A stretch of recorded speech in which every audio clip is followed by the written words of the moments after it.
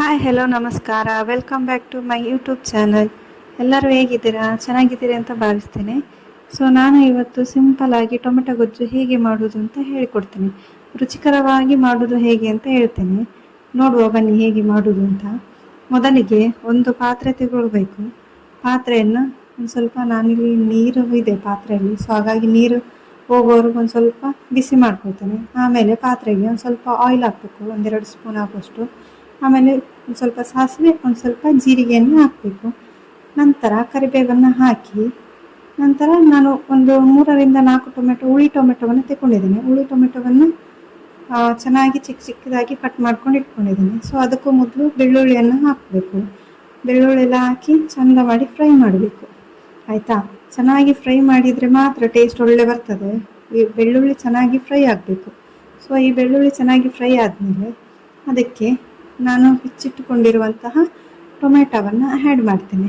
Okay, ಟೊಮೆಟೊವನ್ನು add ಮಾಡಿ ನಂತರ ಟೊಮೆಟೊವನ್ನು ಒಂದು ಸ್ವಲ್ಪ ಬೇಯಲಿಕ್ಕೆ ಬಿಡ್ತೇನೆ. ಸೊ ಇದು ತುಂಬ ಈಸಿಯಾಗಿ ಮಾಡುವಂತಹ ರೆಸಿಪಿ.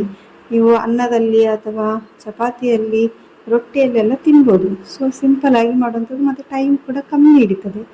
ಸೊ ಎಲ್ಲರೂ ಟ್ರೈ ಮಾಡಿ, ತುಂಬ ಚೆನ್ನಾಗಿ ಬರ್ತದೆ ಈ ರೆಸಿಪಿ. ನಂತರ ಇದಕ್ಕೆ ನಾನು ಒಂದು ಸ್ವಲ್ಪ ಅರಿಶಿಣ, ಒಂದು ಸ್ವಲ್ಪ ಮೆಣಸು ನುಡಿ, ಆದಮೇಲೆ ರುಚಿಗೆ ತಕ್ಕಷ್ಟು ಉಪ್ಪು ಆ್ಯಡ್ ಮಾಡ್ತಿದ್ದೇನೆ. ಆ್ಯಡ್ ಮಾಡಿಕೊಂಡು ನಂತರ ಅದನ್ನು ಆಯಿಲಲ್ಲೇ ಬೇಯಲಿಕ್ಕೆ ಬಿಡಬೇಕು. ಆಯಿಲಲ್ಲೇ ಬೇಯಿಸೋದ್ರಿಂದ ನಿಮಗೆ ಟೇಸ್ಟ್ ಚೆನ್ನಾಗಿ ಬರುವಂಥದ್ದು. ಮತ್ತು ಅದನ್ನು ಒಂದು 2-3 ದಿನ ಇಟ್ಟು ಸಹ ತಿನ್ಬೋದು ನಿಮಗೆ. ಆಯಿಲಲ್ಲಿ ಬೇಯಿಸಿದರೆ ನೀರು ಆ್ಯಡ್ ಮಾಡೋದ್ರಿಂದ ಅದು ಬೇಗ ಹಾಳಾಗುವಂಥದ್ದು. ಸೊ ಹಾಗಾಗಿ ನಾನು ನೀರು ಆ್ಯಡ್ ಮಾಡ್ತಾ ಇಲ್ಲ ಇಲ್ಲಿ. ಸೊ ಆಯಿಲಲ್ಲೇ ಚೆನ್ನಾಗಿ ಬೇಯಿಸ್ಕೊಳ್ಳುವ ಅಂತ, ಸೊ ಆಯಿಲಲ್ಲೇ ಚೆನ್ನಾಗಿ ಬೇಯಿಸ್ಕೊಳ್ತೇನೆ. ತುಂಬ ರುಚಿಯಾಗಿರ್ತದೆ ಇದು ಮಾತ್ರ.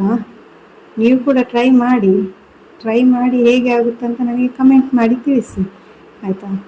ನೆಕ್ಸ್ಟ್ ನಾನು ಒಂದು ಸ್ವಲ್ಪ ಸಕ್ಕರೆ ಆ್ಯಡ್ ಮಾಡ್ಕೊಳ್ತಾ ಇದ್ದೇನೆ. ಬಿಕಾಸ್ ಇದರಲ್ಲಿ ಸ್ವಲ್ಪ ಸಕ್ಕರೆ ಆ್ಯಡ್ ಮಾಡೋದ್ರಿಂದ ಟೇಸ್ಟ್ ಒಂದು ಸ್ವಲ್ಪ ಇನ್ನೂ ಡಿಫ್ರೆಂಟಾಗಿ ಚೆನ್ನಾಗಿ ಬರ್ತದೆ, ಸೂಪರಾಗಿರ್ತದೆ ತಿನ್ನಲಿಕ್ಕೆ. ಸೊ ನಂತರ ಸ್ವಲ್ಪ ಮೇಲೆಗೆ ಕೊತ್ತಂಬರಿ ಆ್ಯಡ್ ಮಾಡ್ಕೊಳ್ತಾ ಇದ್ದೇನೆ. ಸೊ ನೀವು ಇಲ್ಲಿಗೆ ಸ್ಟಾಪ್ ಮಾಡೋದಾದರೆ ಮಾಡ್ಬೋದು, ಬಟ್ ನಾನು ಕೊತ್ತಂಬರಿ ಕೂಡ ಒಂದು ಸ್ವಲ್ಪ ಬೇಯಲಿ ಅಂತ ನಾನು ಅದನ್ನು ಹಾಕಿ ಕಳಿಸ್ಕೊಳ್ತಾ ಇದ್ದೇನೆ. ಸೊ ಇಷ್ಟು ಆಗುವವರೆಗೂ ಮಾಡಿಕೊಂಡು ಕೈ ಆಡಿಸ್ತಾ ಆಯಿಲಲ್ಲಿ ಬೇಯಲಿಕ್ಕೆ ಬಿಡಬೇಕು. ಚೆಂದ ಮಾಡಿ ಆಯಿಲಲ್ಲಿ ಬೇಯಿಸಬೇಕು ಟೊಮೆಟೊ. ಆದಮೇಲೆ ಟೊಮೆಟೊ ಫುಲ್ಲು ಮಿಜ್ಜಿ ಆಗ್ತದೆ. ಸೊ ಅಲ್ಲಿವರೆಗೆ ಬೇಯಿಸಬೇಕು. ಆದ ನಂತರನೇ ಟೊಮೆಟೊ ಗೊಜ್ಜು ರೆಡಿ ಆಗುವಂಥದ್ದು. ಈಗ ನೋಡ್ತಾ ಇದ್ರೆ ಆಲ್ಮೋಸ್ಟ್ ರೆಡಿ ಆಯಿತು. ಸೊ ನಾನಿಲ್ಲಿ ರೆಡಿಯಾದ ಟೊಮೆಟೊ ಗೊಜ್ಜನ್ನು ರೈಸಿಗೆ ಹಾಕಿ ಟೇಸ್ಟ್ ಮಾಡ್ತೇನೆ. ನೀವು ಕೂಡ ಟ್ರೈ ಮಾಡಿ. ಮತ್ತು ಇಂಥದ್ದೇ ವೀಡಿಯೋಸ್ಗಳು ಬೇಕಾದಲ್ಲಿ ನಮ್ಮ ಚಾನಲ್ಗೆ ಸಬ್ಸ್ಕ್ರೈಬ್ ಮಾಡಿ, ಹಾಗೂ ನನಗೆ ಇನ್ನೂ ಬೇರೆ ಬೇರೆ ಥರ ವೀಡಿಯೋವನ್ನು ಮಾಡಲಿಕ್ಕೆ ಎಂಕರೇಜ್ ಮಾಡಿ. Thank you. ಸಬ್ಸ್ಕ್ರೈಬ್ ಮಾಡಿ.